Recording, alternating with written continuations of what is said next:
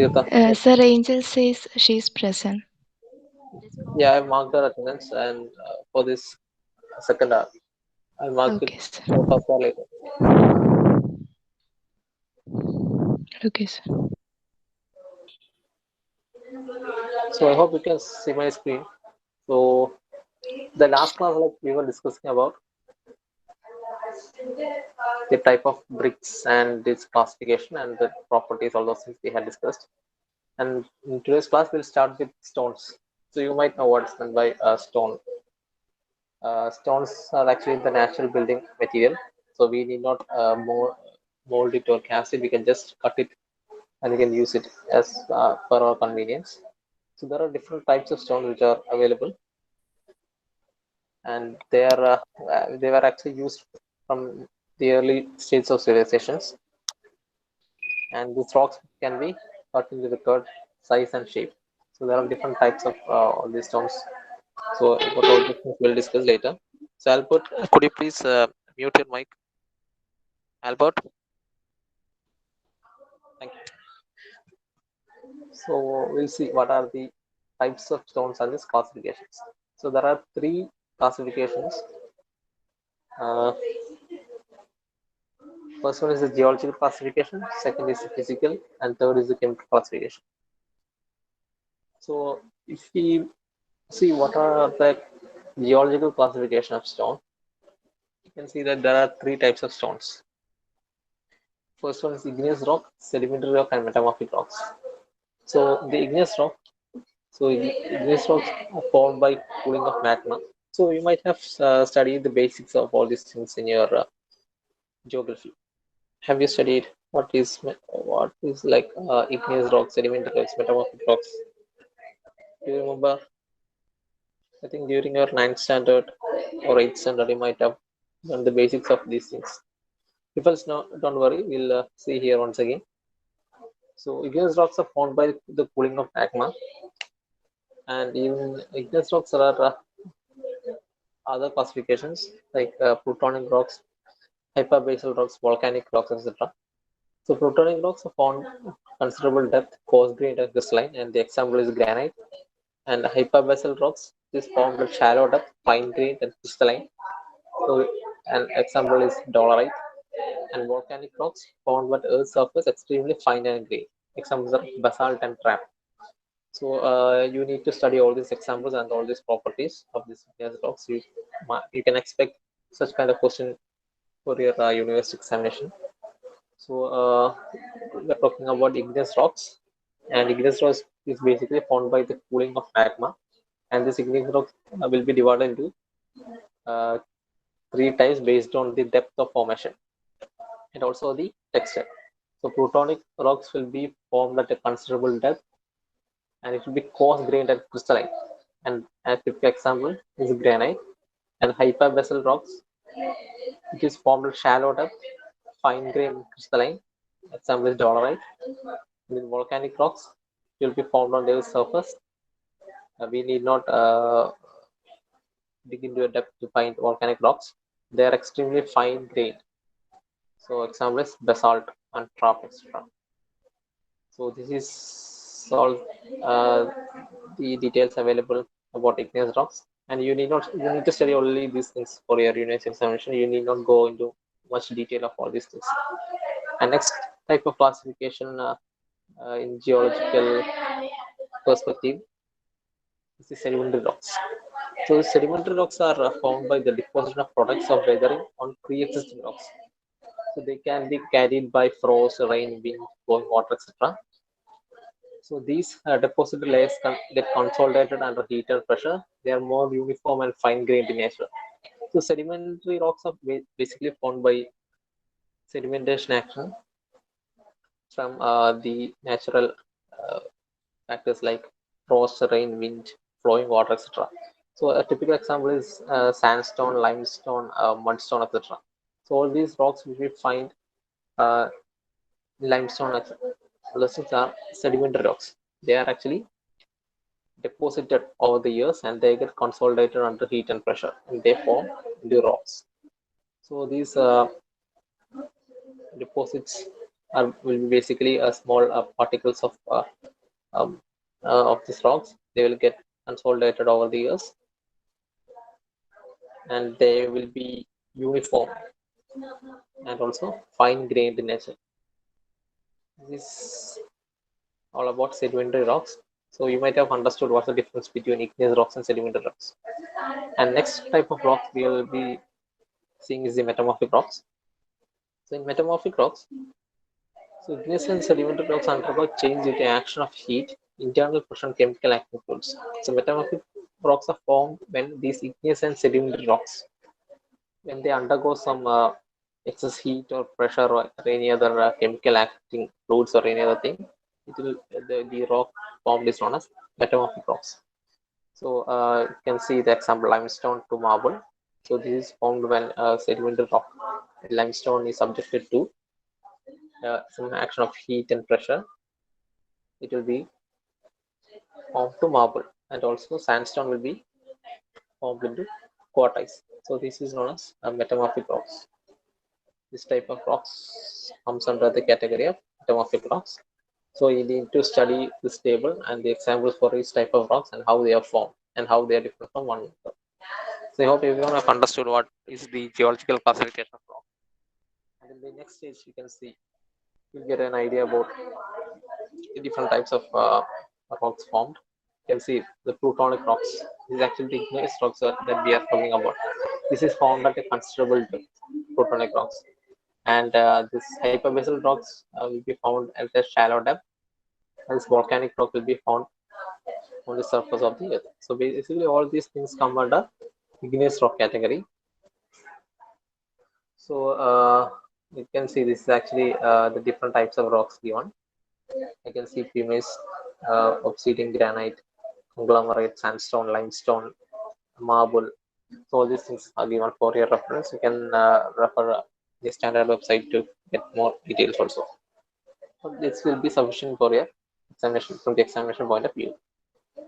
So we have completed the geological classification, and next classification is actually the chemical classification of rocks. And in the chemical classification, the rocks are classified into siliceous, argillaceous, and cartilaceous rocks. So in the siliceous rocks, this rock silica is actually the predominant and are hard and durable. So from the name itself, you can understand that silica is the predominant constant in this type of rocks, and they are hard and durable. They are not easily affected by weathering agents. Silica, however, in combination with weaker material, may disintegrate easily. Rocks with maximum amount of free silica make them hard and durable. So examples are granites and quartzites. So first classification was based on the geological properties, how they are formed. And next is actually the chemical classification.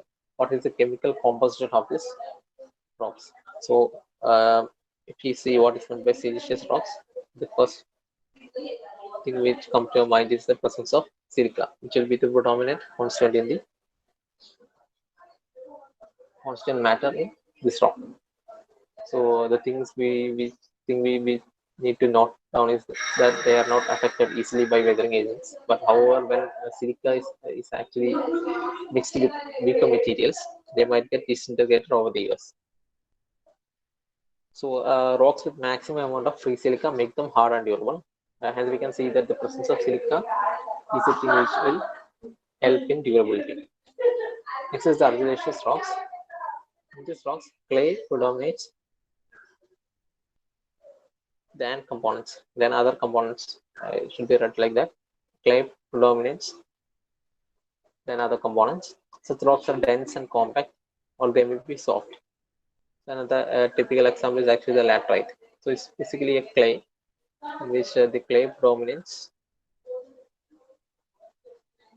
and they can be dense and compact, or they can also be soft.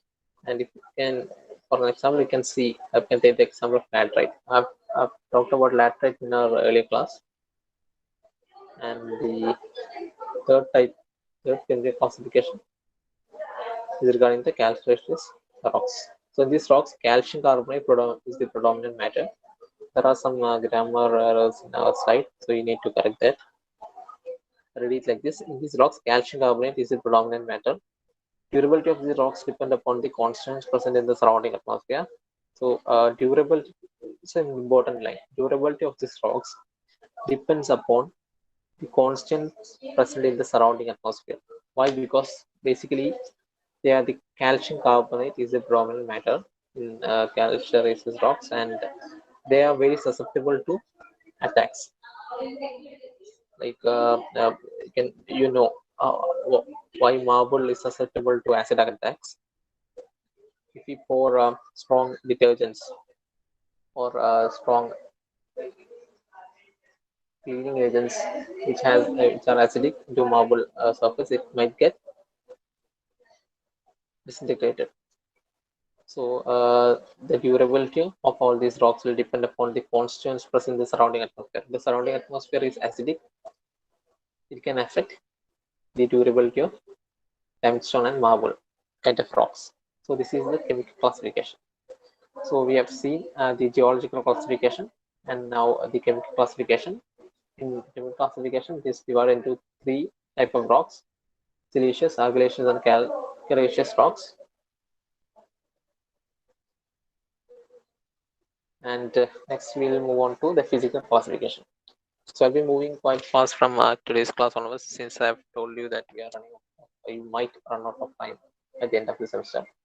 So now to avoid that condition, I'll be moving in a faster pace.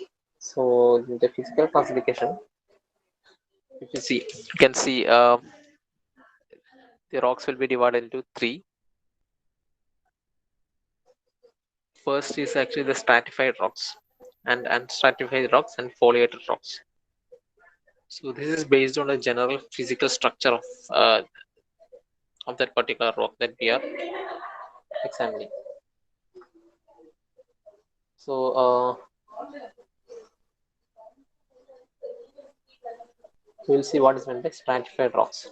So the stratified rocks have planes of cleavage of or stratification and can split up along these planes. Sedimentary rocks are stratified rocks. Why? Because they are getting they're formed by, you can see how sedimentary rocks are formed here. Sedimentary rocks are formed and when the deposited layers get consolidated under heat and pressure, and they are formed by the deposition of these products. So as over the years, what happens is like several layers get deposited, several layers get deposited,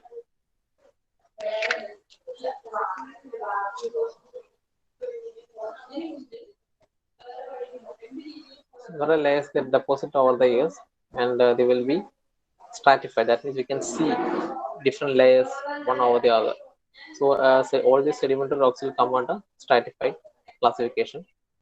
And next is the unstratified rocks. So these rocks are crystalline, granular, or compact granular stratification. Igneous is a typical example for these unstratified rocks. They are not formed by any deposition over the years.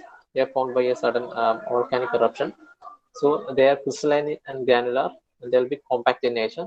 And we can say that all igneous rocks will come under this unstratified rocks. So you can see we search in Google, we can see all these type of rocks. So for that, we pause this presentation.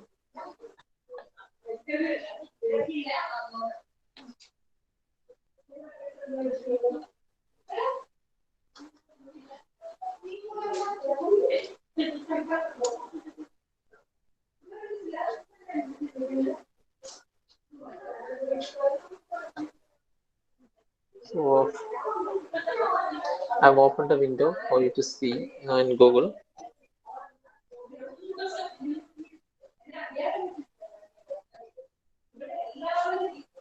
So I hope you can see my screen now.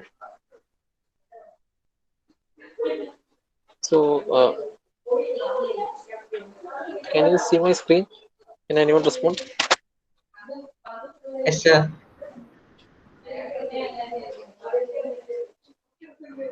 Yes, sir. Yeah. Okay. So this is actually the stratified rocks which I was talking about. You can see how there are different layers of. You can see clearly see the layers stratified into several layers. So to take this as an example, you can see how the minerals or the constant particles are getting deposited layer by layer over the years. So this actually the stratified rocks. If you see, all those sedimentary rocks will come under stratified rocks category. So if you see some unstratified rocks, you can see all those things are unstratified. So all those igneous rocks will come under this category since they are not formed over the years but formed as a result of some volcanic eruption. So all these things are unstratified rocks. So you can see here on the right side, it's actually an unstratified rocks where there are not no layers are not present in this type of rocks. And the next type of rock that we can see is actually the foliated rocks. So you might see that these rocks will have a tendency to be split up in different direction. So metamorphic rocks are foliated in nature. You can link all these classification. You can see. So if we see the geological classification of igneous rocks, all those igneous rocks will come under what happened? Physical stratified rocks. Sediment rocks will come under stratified rocks. Igneous rocks will come under unstratified rocks, and these foliated rocks or these metamorphic rocks will come under foliated rocks. So foliated rocks will have a tendency to be split up in different direction, and you can have a better understanding of the same if we see this image on here. Okay, I'll see you.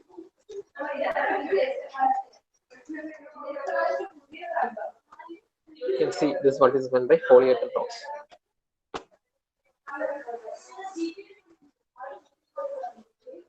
So this is actually foliated rocks and non-foliated rocks. So this is actually they will have the main difference between this stratified rocks and foliated rocks is that foliated rocks will be of metamorphic nature, and also the pattern will be uniform, and they'll have several patterns inside all those things. So foliated rocks, if you see stratified rocks.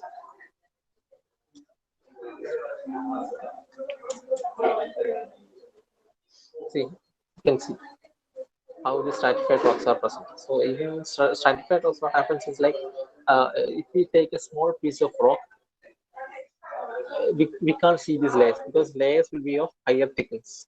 But for foliated rocks, the layers will be of smaller thickness, and you can see even if you take a small piece of rock, you can clearly see the layers. But in the case of stratified rocks, we cannot see the individual layers if you take a small piece of rock. So that's the main difference between foliated rocks and stratified rocks.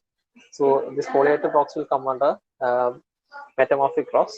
So which metamorphic rocks are formed as a result of chemical or some physical um, changes properties due to on sedimentary and igneous rocks. So you can see how all these things are linked. So sedimentary rocks will come under the category of stratified rocks. Igneous rocks will come under the category unstratified rocks, and metamorphic rocks will come under the category of foliated rocks. So it's better to have a look at all those things. You might help you while appearing for your university examination. So next we are going to see the qualities of good building stone. Before that, let me summarize all these classification once again.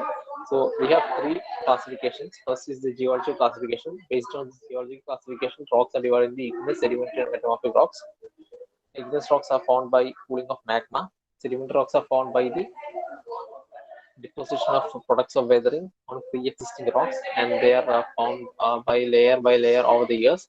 And these metamorphic rocks are formed by the when these igneous and sedimentary rocks will undergo some change in action due to heat, internal pressure, chemically acting fluids.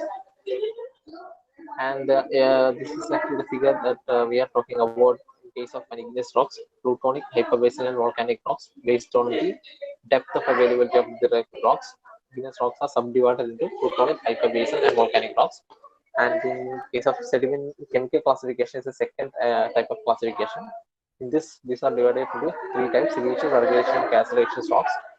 So you can see based upon the chemical composition of this constant matter, these rocks are divided into these three categories. And next is the physical classification based on how the appearance of the physical structure and appearance.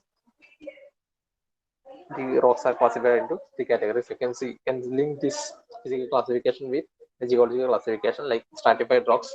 All those rocks which comes under stratified category are those sedimentary rocks.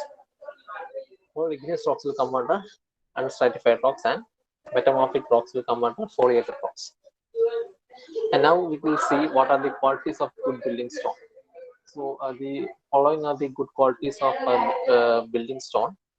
So for a good structural stone, crushing strength should be greater than 100 Newton per millimeter square. So what's meant by structural stone? Structural stones are used when we want that stone to take some load. So all those stones which are intended to take loads is known as structural stone, and the crushing strength should be more than 100 Newton per millimeter square or 100 MPa. So you might know what's meant by Newton per mm square. You might have learned in your 11th and 12th standard. If not, you can see that it is also known as megapascal. That means you should understand that the crushing strength of brick that we had learned earlier. We have learned about the crushing strength of brick.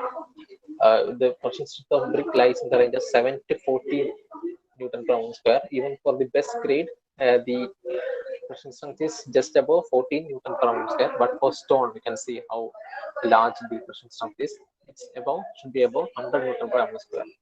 You can see this is actually the requirement for a good structural stone. The crushing strength should be greater than 100 Newton per millimeter square.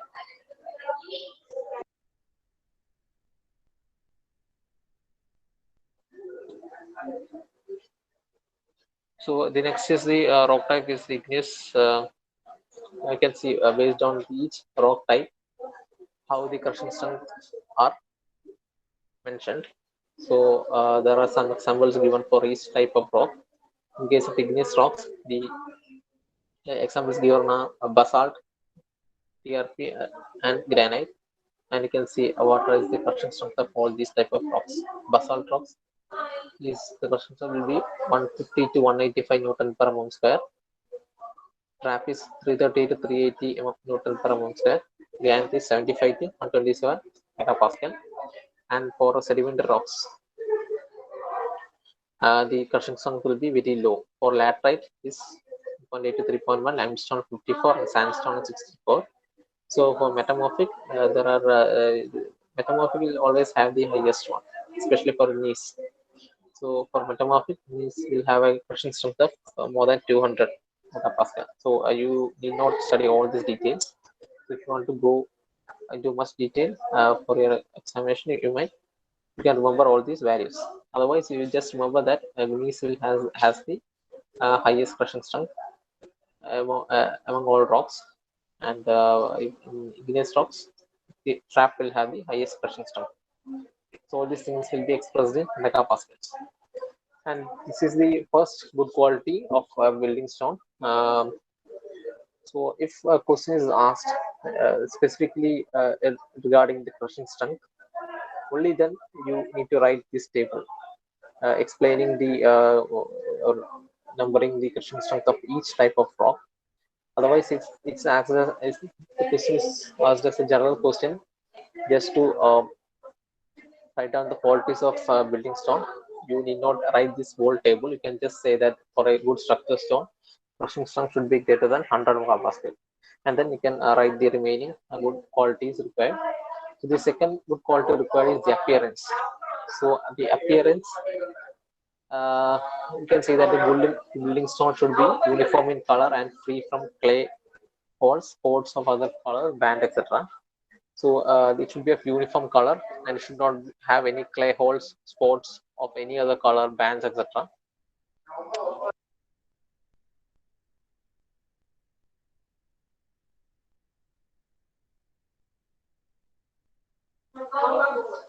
So the third good quality is actually the durability. So the good building stone should be durable. That means it should last for some time. So for making stones durable, they should be arranged in such a way that bed should be perpendicular to the direction of load. That's the thing what we are doing now. The bed should be perpendicular to the direction of load. So in the case where we are constructing a wall using the stones, what we do is like we'll place the stone in such a way that the load transfer is actually perpendicular to the direction, the bed of the stone. So this is the durability criteria.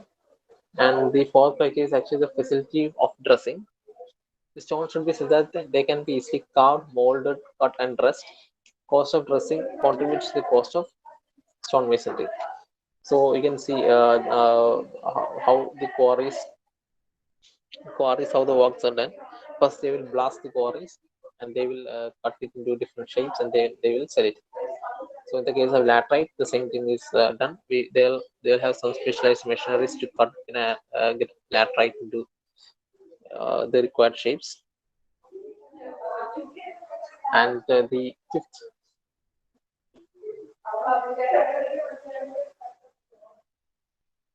fifth quality which is required is actually the fracture. The sharp, even, bright, and clear with the cemented together. It should be have sharp, even, bright, and clear, and the grain should be clear with, and all those things should be cemented together. So this is the fifth property.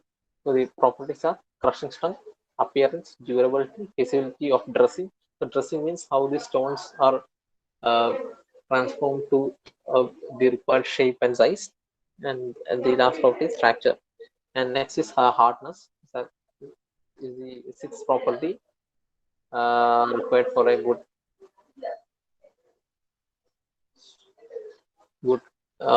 quality stone. You can see there will be different types of work. First is the road work and building work. For road work, the coefficient of hardness should not be less than 70, and for building work, the coefficient should not be less than 14. Because why we have a higher coefficient of hardness for hardness means you need to understand that if we scratch the surface of the stone with a nail, it should not form any mark on that. So this is the method by which we are measuring hardness. And there are some other techniques also. So this is actually the basic technique in which we can easily understand how hard the material is. The hardest material known to common man is actually diamond. So you can whatever thing if you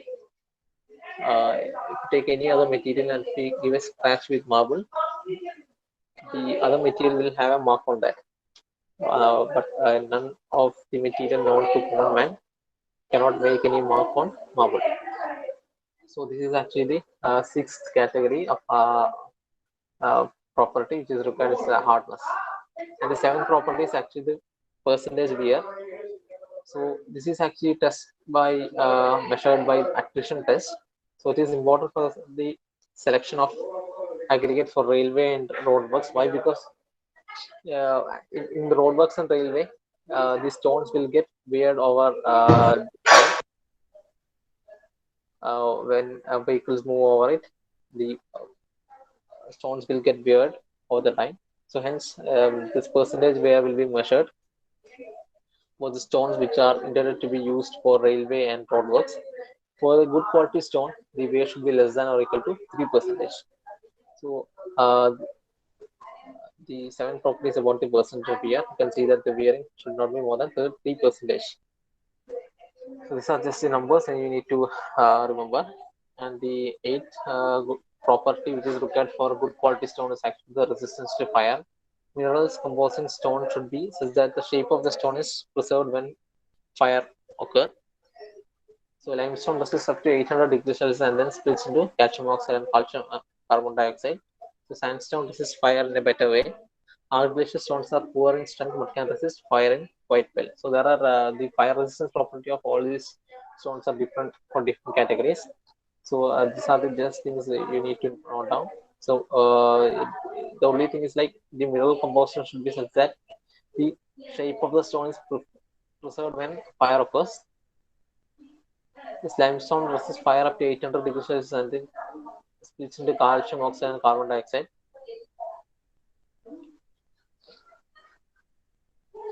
and the sandstone can resist fire in better way.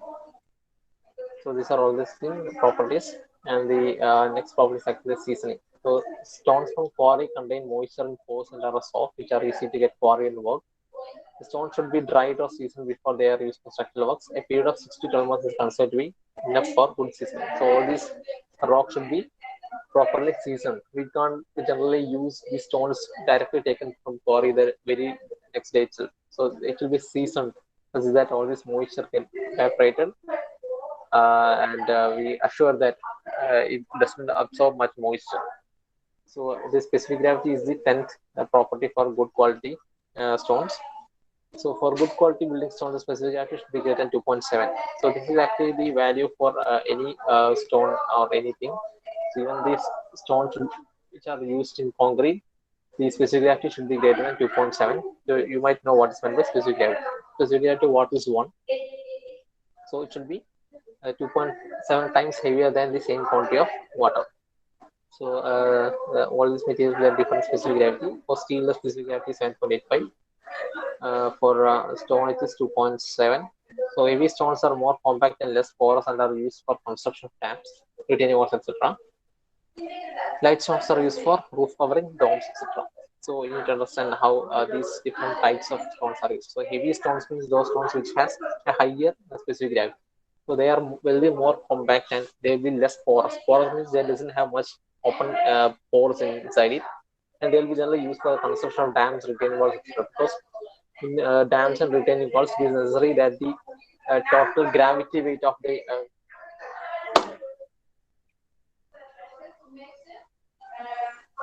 gravity weight of the stones downward should resist the weight from the lateral weight. So the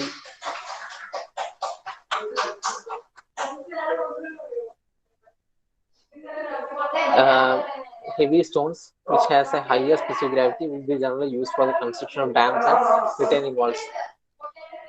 So the light stones will be used for roof covering and domes, because the, the weight of roof covering and dome should not be much higher because it can affect the total weight of the building and can affect the stability of the building also. Hence, these stones which has specific gravity, lesser specific gravity, can be used for roof covering domes, etc. While those stones which has a higher specific gravity will be used for the construction of dams and retaining walls. And the 11th property which is required for good quality stone is actually the texture. So compact, fine, crystalline structure free from cavities, cracks, and patches should be available as for the good quality stone. So it should be compact, it should be fine, crystalline, and should be free from any cavities or cracks or any other patches. And the 12th property, which is required for good quality stone, is actually the toughness index. So toughness is actually it will be given in different numbers, and there are some special methods in which we can find the toughness of a material. So you need not look into this toughness thing much. You just need to remember these numbers. So the toughness should be if the toughness is more than 19, you can classify it as high tough stone, and moderately tough stone will be having a toughness index of 13 to 19, and if the toughness index is less than 13, you can say that the stone is not enough tough. So the 13th property is actually the water absorption. So percentage of water absorption by weight of 24 hours should not exceed 0.6 percentage. Why? Because if percentage of absorption of water. So what we do is like um, we will dip the stones in 24 hours in water. We will take some sample from a group of stones and we will check whether the water absorption after 24 hours inside water is greater than 0.6% of the total weight. So I have said earlier how we used to measure the water absorption. So it should not be more than 0.6%. So suppose if the weight of a stone is actually 10 kilogram,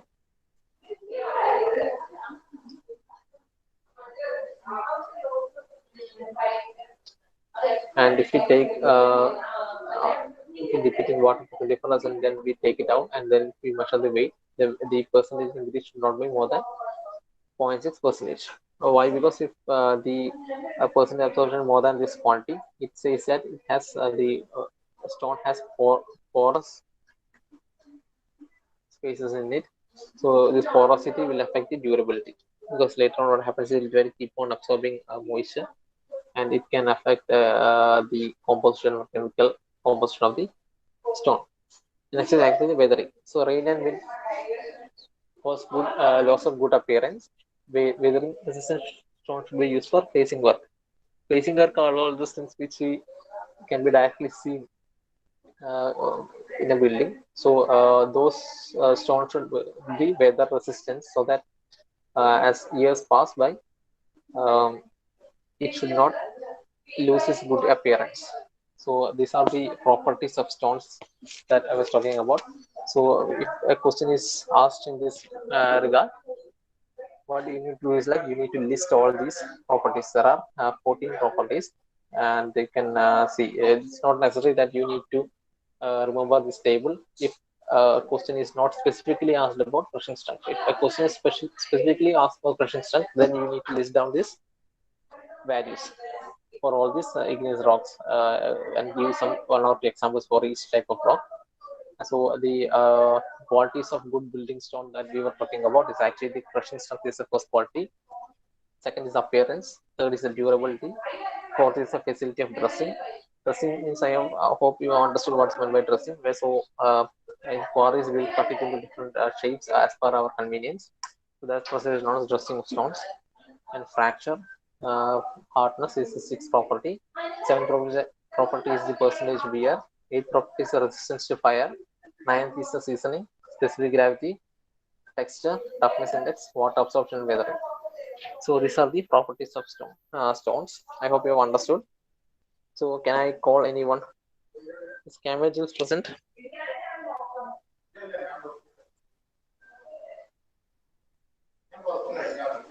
Is Camille Jules present in this class?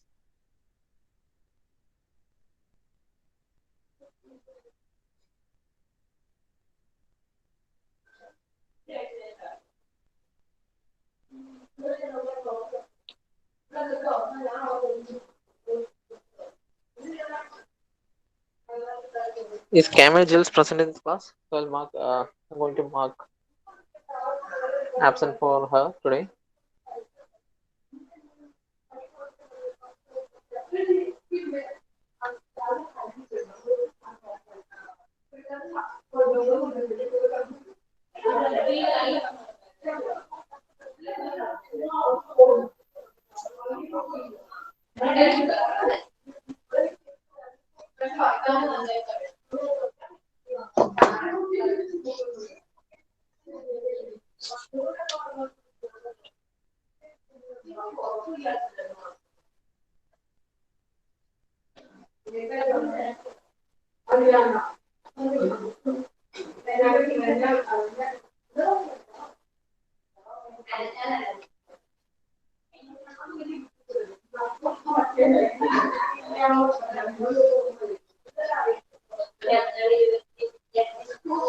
So I marked absent for Camille Jules. So just inform her regarding the same. So hope you can see. So I call someone else. Is Abhirami present? Abhirami KP. Present, sir. So have you understood what are the properties of good quality stone? Have you Yes, sir. understood? So it's self-explanatory. Still have explained some things. So you can O- develop it better if you read that textbook that we have suggested for you. So Okay. these are the properties, and I've told you how to write this for your university examination. Okay. So next thing we'll move on to is actually regarding cement. So you all know what is cement and where cement is used, and what are the uses of cement. So cement is actually is a powdery substance. It is made by burning and crushing calcareous, that means calcium and clay materials, argillaceous materials. So what we do is like we'll burn these two materials and we will get a powdered substance which when mixed with water, what happens is like which when mixed with water, it will have, so which when mixed with water will have,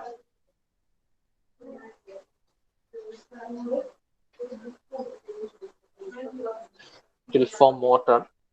And this mortar is actually the figure shown is actually the mortar when cement is mixed with water, and this is used in order to make concrete. If we mix it with sand and gravel, and also this mortar can be used for brick laying and other purposes. So this is actually a binding material. What happens is like it has a um, binding property. So in order to achieve that binding property, what we do is like we will mix this powdered uh, substance with the required amount of water. The required amount of water should not be um, too high, and also it should not be too low. So if we mix it with the optimum quality of water, we will get a binding material of a specified quality and quality. And this binding material can be used to make concrete, can be used to lay bricks, and for other several other uses we can will get cement. So this is actually the powder substances and it's made by burning those materials containing calcium and also clay. So we'll just see what is the history of cement. So the word cement can be traced back to the Latin word termed as cementum, which means stone chipping, such were used in Roman mortar. So lime and clay have been used as a cementing material on constructions through many centuries. So what's the property of lime and clay is that when they are also burned, they will combine to form a cementing material or the binding material. So when we add stones to it, later on when the uh, as time progresses, what happens is like this material when mixed with water will get set to form a solid substance. So this technique has been used for several decades, several centuries. So the best known surviving example is actually the Pantheon in Rome in 1824. So this particular building was made of lime and clay, and all the buildings, all the old buildings which were built centuries ago used lime and clay as the binding material. And in 18 in the Joseph Aspirin is actually the person who invented Portland cement. So this Portland cement was invented by Joseph Aspirin. So he found out a new material by mixing several materials, including calcium. It contains calcium and clay, and he burned it in this specific environment, and he formed a powdery substance. It's known as cement. So why it is known as Portland cement is like in England there is actually a stone named as in Portland, and the color of cement resembled to the color of that particular stone. So it was named after that particular stone as Portland cement. So Portland cement is actually the common variety of artificial cement. It's also known as normal sitting cement or ordinary cement. So you can see a bag of cement on the right bottom corner. So it is called as Portland cement as it has a resemblance in its color after sitting to a variety of sandstone which is found in abundance in Portland in England. So this is the reason why cement, the common ordinary cement is known as Portland cement. So this is the source rocks. You can see uh, this is actually the calcareous rocks, which is actually basically the limestone. And next is the argillaceous rocks, which is basically the clay. You can see clay over here. It's not clay. There's some other material that has been deposited. You can see clay over here. So when this clay and limestone is mixed in the required proportion and burned in the required condition, we'll get cement. So we can see what is the main constituent of cement. The, the constituents of cement are actually first constituent is lime. This one is calcium oxide. So cement will have nearly 62 to 67% of lime in it. So it is actually important gradient contributes to the strength. So excess of lime makes cement unsound, causes cement to expand and disintegrate. So this percentage should be maintained. Otherwise, what happens is like cement will become unsound and the expansion of cement will happen and it will disintegrate.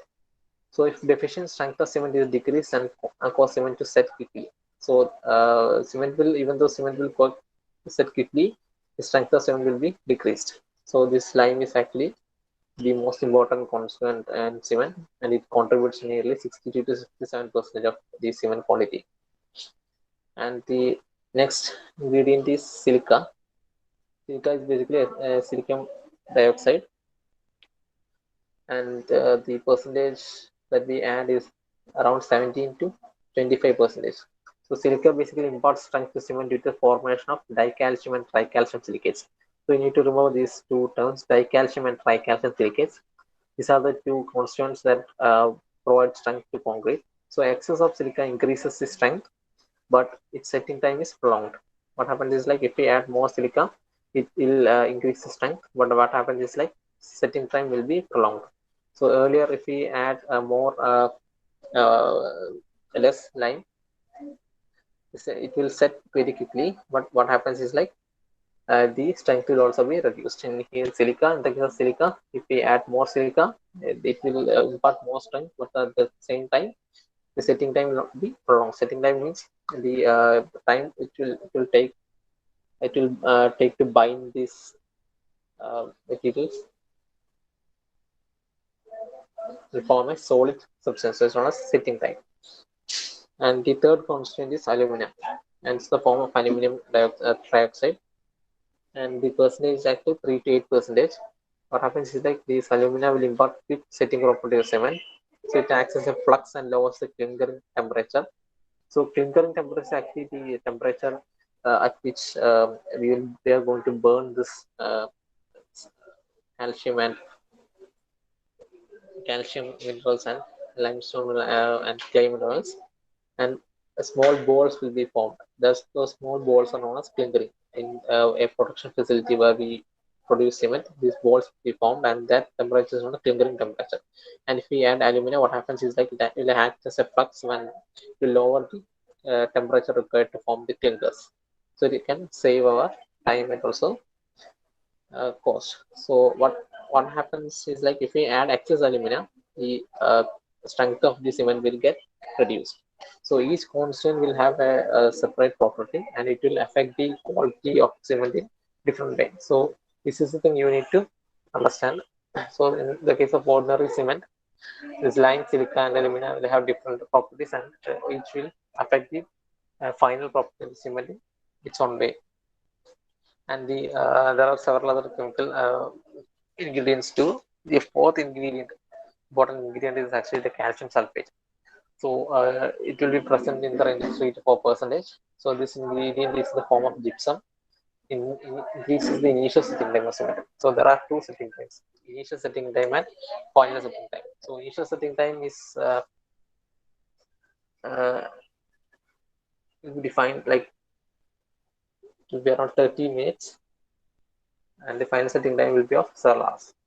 So yeah, calcium sulfate will increase the initial setting time of cement, and the fourth constant is the sorry, the fifth constant is the iron oxide.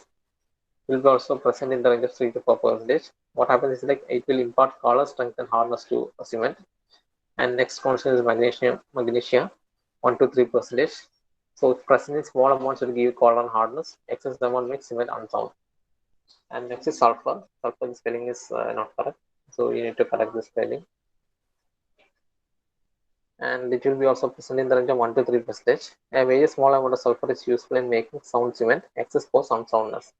Then some alkalis are also present, 0.2 to 1%. If excess cause a number of troubles in alkali aggregate reaction, there are some reactions that are happening inside cement. So all these reactions will be affected if excess amount of alkalis is present. So this is the main constant of cement. You need to understand that lime, silica, alumina are the main constants, and there are some other constants also, including calcium sulfate, iron oxide, magnesia, sulfur, and other alkalis. So each will have different function to perform in the final property of cement. So all these things are defined in this two table. So this table is important. So it will be questions can expect questions from this portion, like what are the constituents of ordinary cement and what are the functions. So if such kind of question is asked, you can directly write from this table. So you can see this is actually the process of preparing cement. So there are two processes actually, dry process and wet process. So we'll just see what is meant by dry process and what is the material, what is the general methodology that's been adopted in order to prepare cement. So what happens is like we will take calcareous material like limestone and one argillaceous material clay, and both will be crushed separately, and then fine grinding in ball mills and tube mills will be done separately, and they'll be stored separately. And then what happens is like they'll be mixed in correct proportions. As earlier you can see here, lime, how lime and silica is mixed uh, separately. You can see how based upon the proportions. Slime it will be about 62 to 67%, and for clay it will be about 17 to 25%. They'll be mixed separately, and we will add some other constituents also along this time, and then we will preheat it at 800 degrees Celsius, and then this will be stored for raw mix, and then other fuel will be fed to lower end. It will be fed to rotary kiln where this mixing will be happening in a better manner, and then at that time clinkers are formed. This is the thing I was talking about, clinkers. Clinkers mean actually small balls of this cement. For the preparation, these small balls will be formed when we uh, after we feed it into rotary kiln. These clinkers will be formed, and these clinkers will be grounded in this small powdered form. And next we will add 2 to 3% of gypsum. So we can see. Have I stopped presently?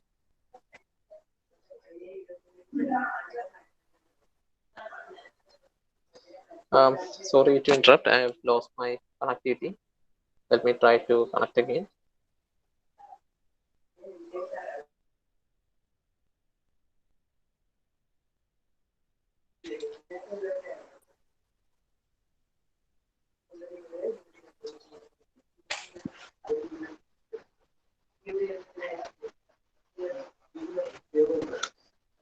Sorry for that technical error.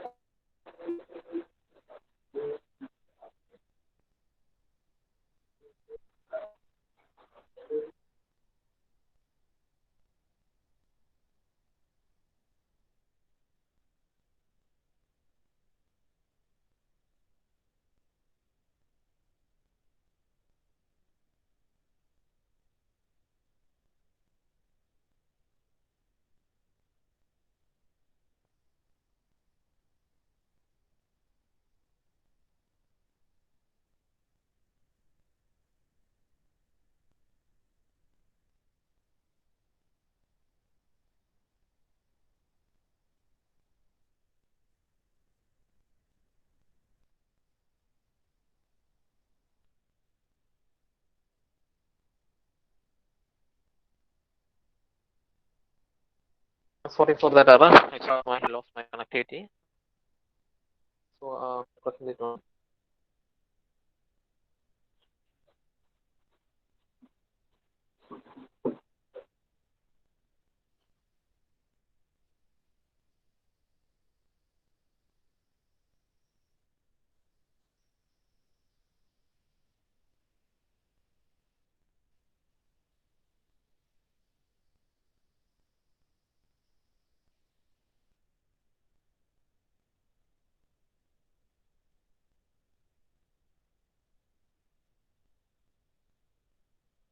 So I have seen now.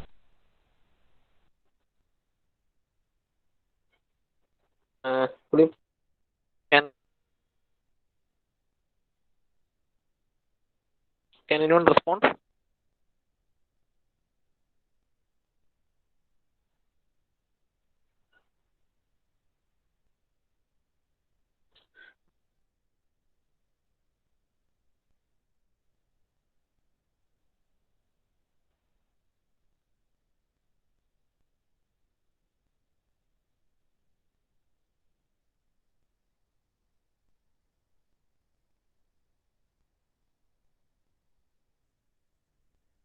Okay.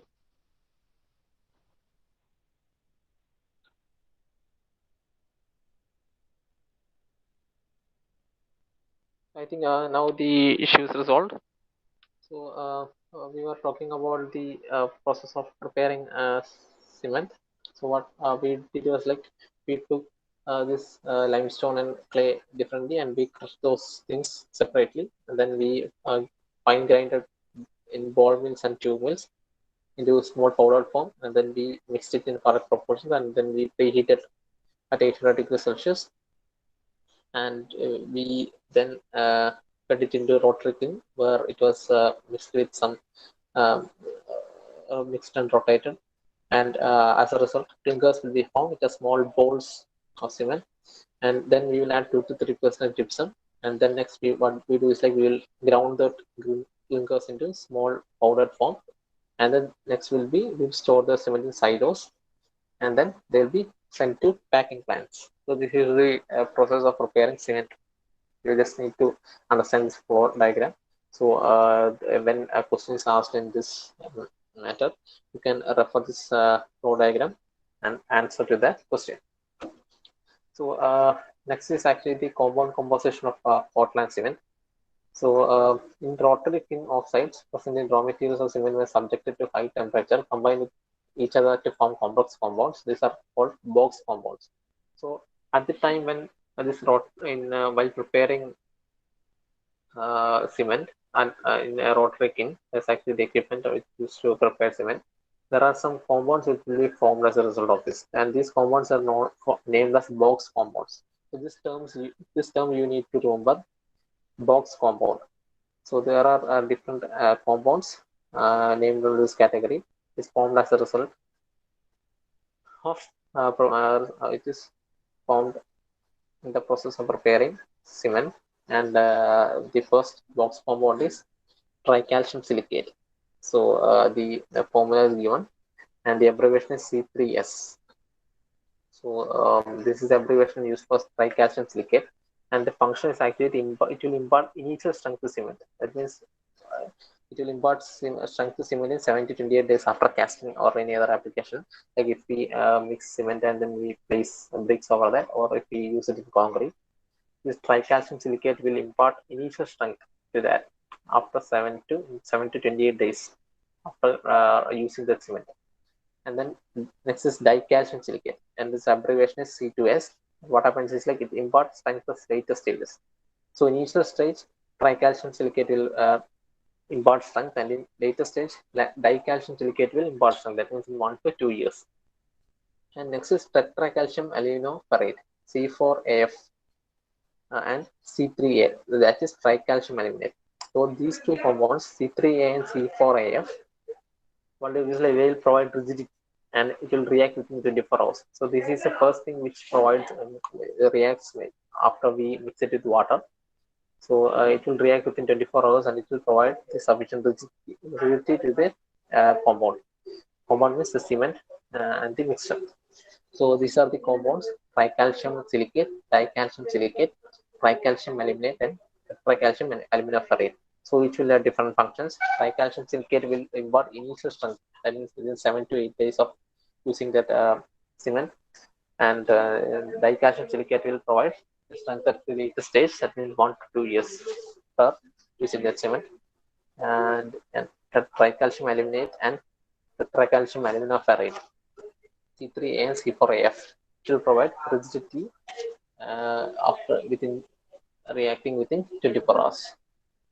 So you can see these are the box compounds, and if a question is asked in the name of box compound, name the box compound formed as a result of preparing cement, and what are their functions in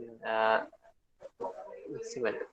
So if such a question is asked, you can answer this by referring this table. So it's important to remember this box compound names and their abbreviations and also their formulas and their functions too.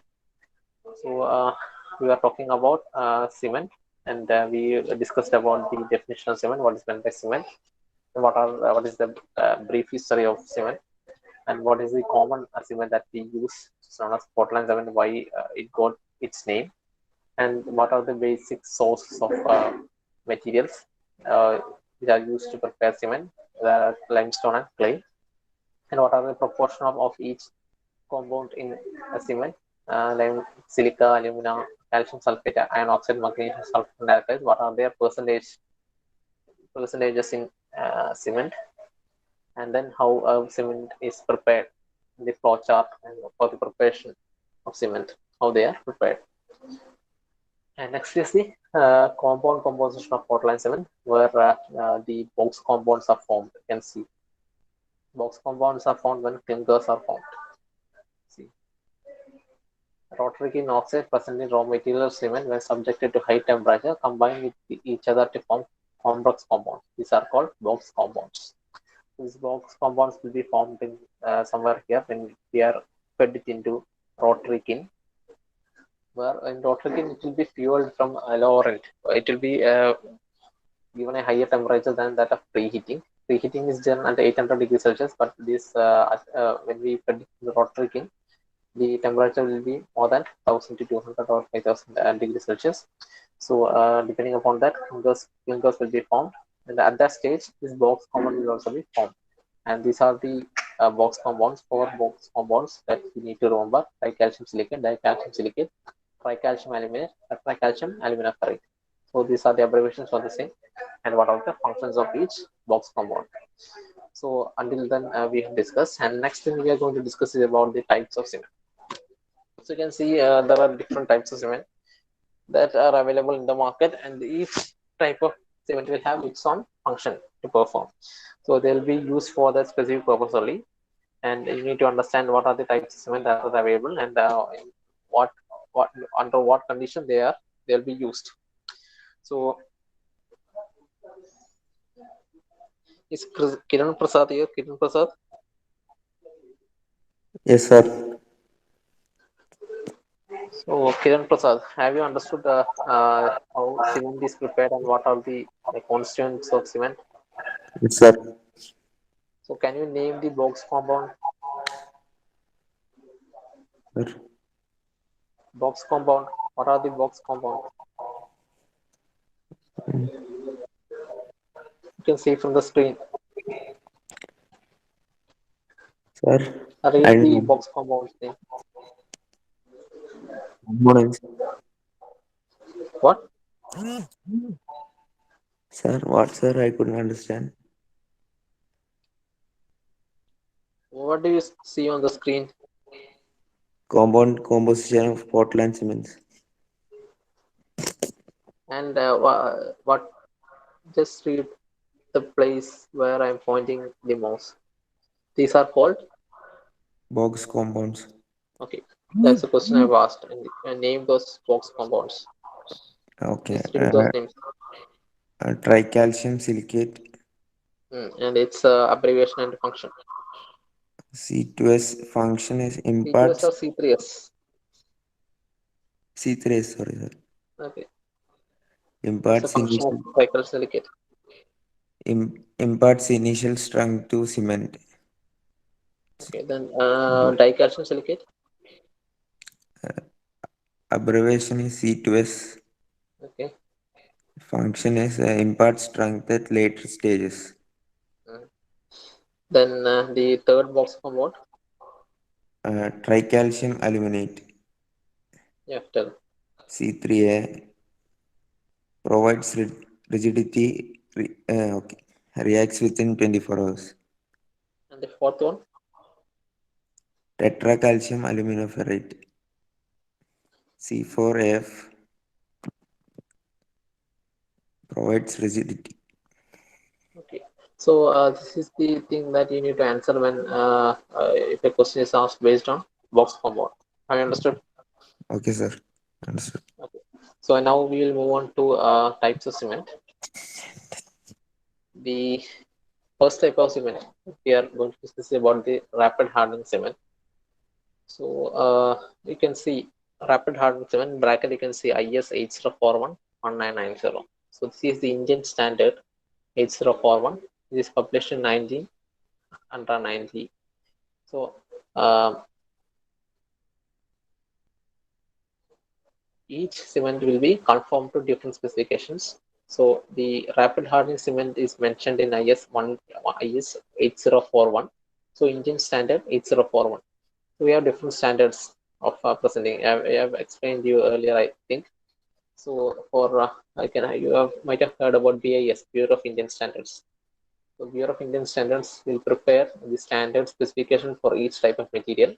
And you can see this rapid hardening cement is described in Indian Standard book number 8041 and first published in 1990. So this rapid hardening cement develops its strength rapidly. The strength obtained by such cement at the age of 3 days is same as that expected of ordinary Portland cement at 7 days. So all these things. So I hope we can discuss this in the next class. Before that, I need to make sure that people are present in this class because there have been some complaints that students after the attendance wish to skip the class. So let me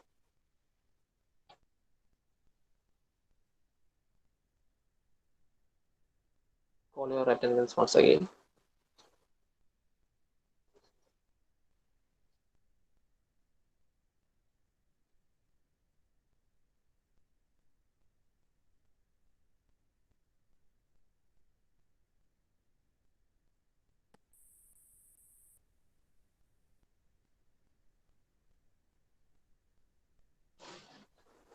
So Abhinav is there?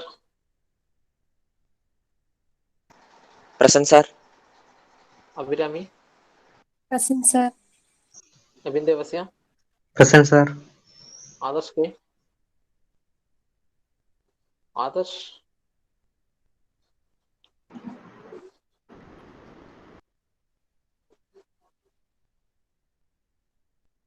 Adil?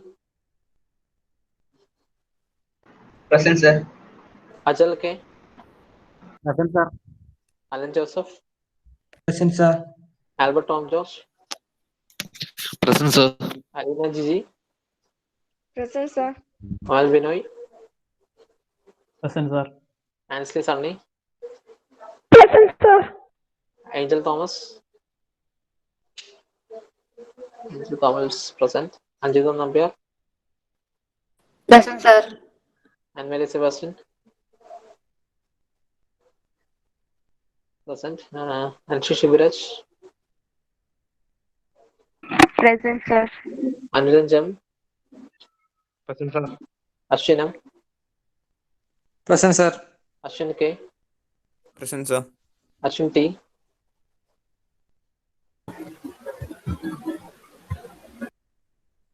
Ashwin T present. Nibun Das? Present, sir. Sir അശ്വനല്ല sir അതുല്യാണ് ആണല്ലേ okay അത് ready ആക്കി okay Dalvan Jose Dilna P Present, sir.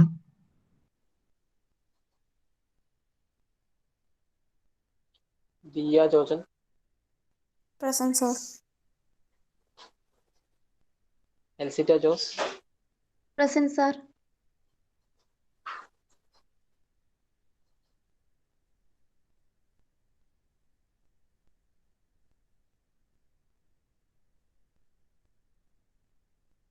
Fathima Shana Present, sir. Google Sunil Present, sir. Harsha Muraleedharan Present, sir. Irene Trisa Present, sir. Vishnu P Present, sir. Joel Joss. Joel Joss present. Joseph Varghese. Present, sir. Karthik Shiva. Present, sir. Malayuga. Present, sir. Maria Manoj. Present, sir. Matthew Abhijit. Present, sir. Mohammed Anzil. Mufas Mohammed Anzil. Mohammed Anzil absent. Mufas Mustafa present. Nachiketas Vishashil. Present, sir. Vandana K. Present, sir. Naveen K. Matthew. Neha E. Present, sir. Nikhil P. Nikhil.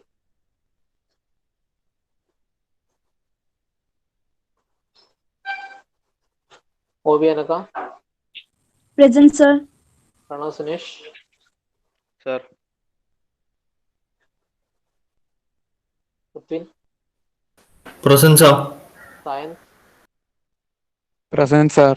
Sandesh Nambiar. Sandesh Nambiar.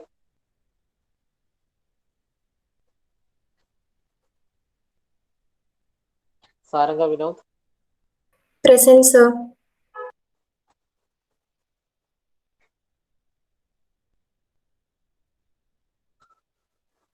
Shalin Matthew. Present, sir. Don Shaji. Present, sir. Siddharth Keshav. Present, sir. Siddharth Shamlal. Siddharth Shamlal. Present, sir. Siddharthana Shamlal. Yes, sir. Sonia Raju. Sonia Raju. Present. Sonia Raju present. Surya Prakash. No, she's absent. Tirtha. Present, sir. Thomas P.S. Present, sir.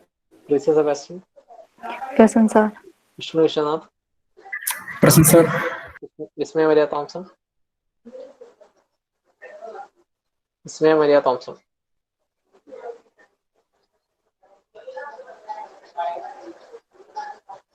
Zehan Zakaria. Present, sir.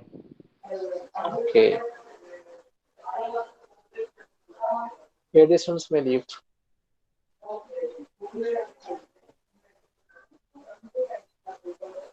When CS students may leave, I'm going to take attendance of AD students. So it's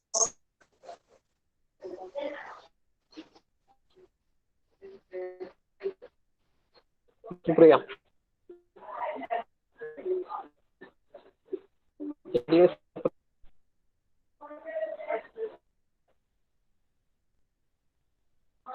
Vaishak P. AD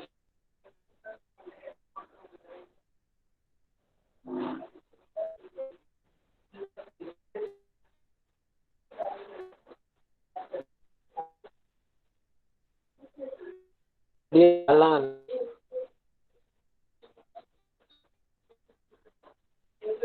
AD Anas.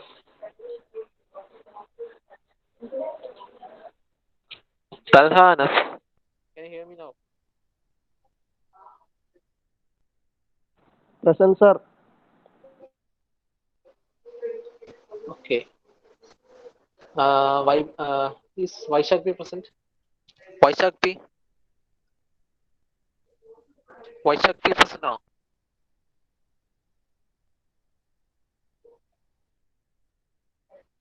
Vishpriya.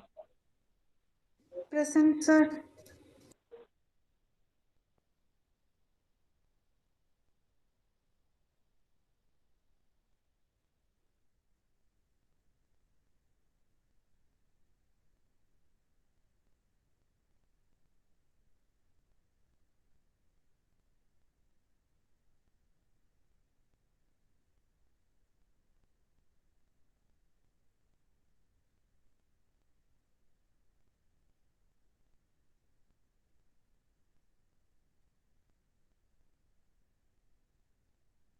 Taha Mohammed ഉണ്ടോ?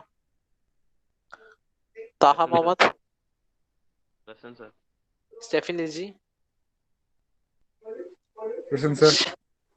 Stephen, don't forget to personally contact me. Saurav C. Present, sir. Snehal Vinod. Present, sir. Shamit Manabeth. Present, sir. Sharon Rajesh Joseph. Present, sir. Ross Penny. Present, sir. Rida Ghafoor. Present, sir. Amina P. Nambia. Present, sir. Nanduj Vijayan. Present, sir. Mohammad Zain Rafiq. Mohammad Zain Rafiq. Present, sir. Mazin. Mazin present. Marwa Abdul Razak. Present, sir. Kiran Prasad. Present, sir. Yashlina Simon. Present, sir. Hamna Rafiq. Present, sir. Deva Nair. Present, sir. Denny Thomas. Present, sir. Christina Jaros. Present, sir. Chandana Rajivan. Present, sir. Camille Giles.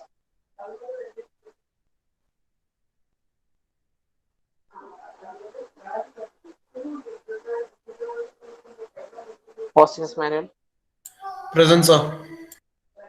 Andrea Jason. Present, sir. Amarda Pradeep. Present, sir. Alana Ansjohn. Present, sir. Alan Thomas. Present, sir. Arsha Anil. Present, sir. Okay, now you may leave.